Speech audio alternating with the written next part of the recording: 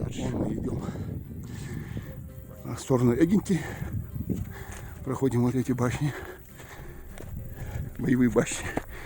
Дальше. Здесь находятся развалины, руины. Вот ядрообразный мавзолей.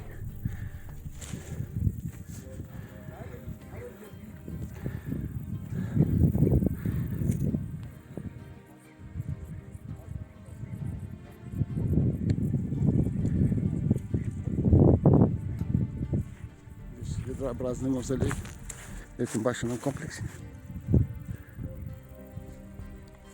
Недалеко находятся вот тут склепы.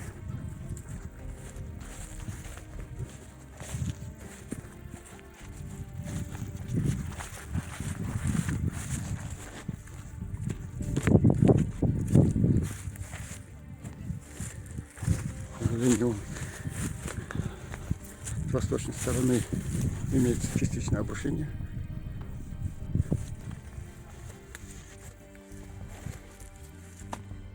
Он строился для известных людей, строителей башен, известных военачальников того периода или общественных каких-то деятелей, которые имели авторитет среди народа.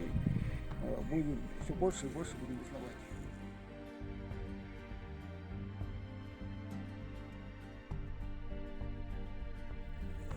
Это башенный комплекс Тяж.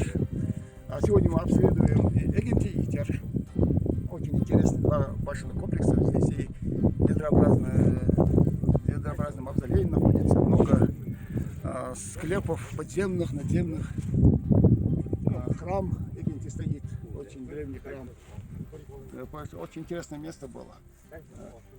Фактически очень такой стратегическим тоже хорошем положении.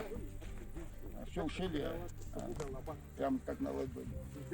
Но посмотрите, башни хорошо укрепили вот железкой, чтобы сохранить. Одна башня у нас треснута с двух сторон получается. Может в любой момент развалиться. И здесь необходимо провести ремонтно-восстановительные реставрационные работы, чтобы сохранить этот башенный комплекс в своем таком хорошем первозданном виде.